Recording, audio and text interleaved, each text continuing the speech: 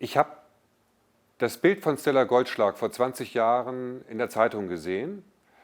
Eine junge Frau, blond, recht lebenslustig und mitten in Berlin auf dem Kurfürstendamm. Und es hat mich interessiert. Dann habe ich den Artikel gelesen, der die Überschrift hatte, das blonde Gespenst. Und habe darin erfahren, dass sie sowohl eben 100-fach Freunde und Bekannte verraten hat, auf der anderen Seite aber eben auch Opfer war. Und diese Ambivalenz hat mich von Anfang an ja, sehr, sehr interessiert und angezogen, weil ich dem auf den Grund kommen wollte. Und weil ich mich vom ersten Moment auch gefragt habe, was hätte ich eigentlich in ihrer Situation getan?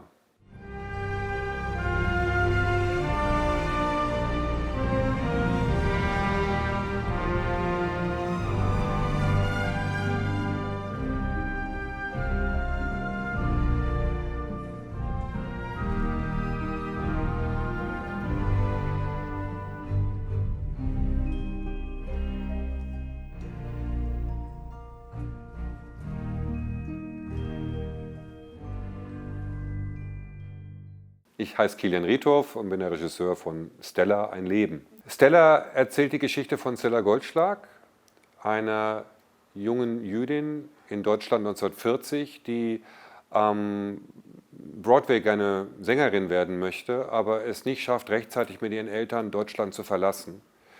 Sie muss untertauchen, wird von der Gestapo gefasst und vor die Wahl gestellt, ihre eigenen Freunde und Bekannten zu verraten oder eben nach Auschwitz deportiert zu werden. Du hast schreckliche Dinge getan. Das kannst du doch nicht leugnen.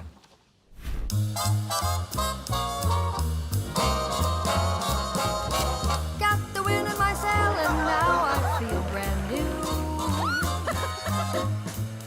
Ich möchte es nicht. Ich bin eh bald weg. Stella, die Amis lassen keinen mehr rein. Die größte Herausforderung beim Drehbuchschreiben war, die Ambivalenz zu wahren in diesem Charakter.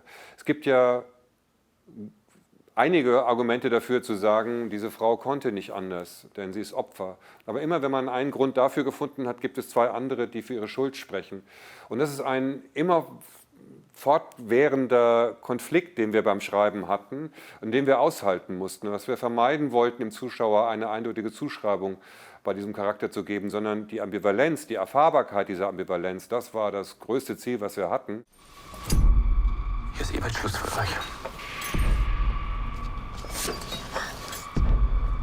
Bleiben Sie mal stehen. Papiere. Sie kommen jetzt mal mit aufs Präsidium. Ich bin übrigens Rolf, 4/4 Jude. Rolf ist eine echte Granate. Kennkarten, Pässe, alles. Ich kann euch auch solche Ausweise besorgen. Für mich hinterm Freundschaftspreis gemacht.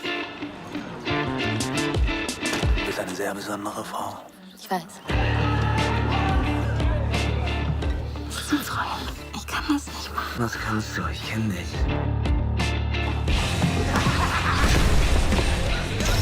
Ist leider teurer geworden. Ich brauche 2000 mehr.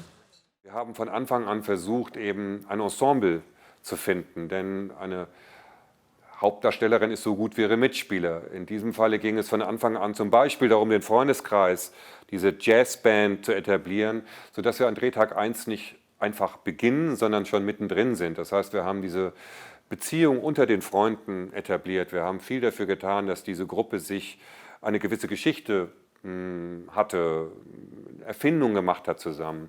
Wir haben viel am Dialogtempo gearbeitet. Uns war es wichtig, dass die Schauspieler nicht bedeutungsvoll daherreden, weil es eine bedeutungsvolle Zeit war, sondern eben modern reden, schnell reden, sich unterbrechen, ein hohes Tempo haben. Take me to war in my head and my heart. Bist eine Jüdin, ne? Where lines aren't clean, drawn in circles out of sand with me on board. Wo wohnt er?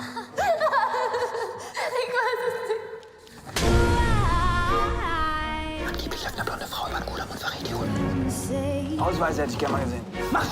Stella, bitte, wir sind doch Freunde. right out. So sind die Zeiten. Geh mit oder geh unter. Hau ab, schnell, hier ist überall Gestapo. Dann machen wir doch genau das, was du machen willst. Stella, Stella, Stella. Im Namen des Volkes ergeht folgendes Urteil.